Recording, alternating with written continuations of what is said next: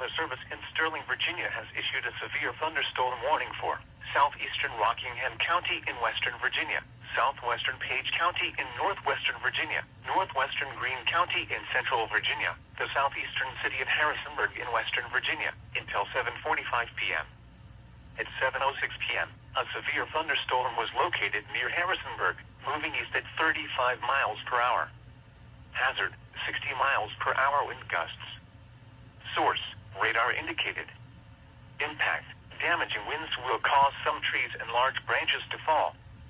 This could injure those outdoors, as well as damage homes and vehicles. Roadways may become blocked by downed trees. Localized power outages are possible.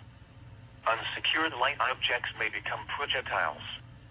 Locations impacted include Harrisonburg, Grottoes, Shenandoah, Massanutten, Stanley, Elkton, Wears Cave, Alma, Rocky Bar, Hunteville, Penn Laird, Ingham, Fort Republic, Pleasant Valley, Swift Run, Pine Grove, Kieseltown, Fletcher, Joliet, and McGahansville. For your protection, move to an interior room on the lowest floor of a building.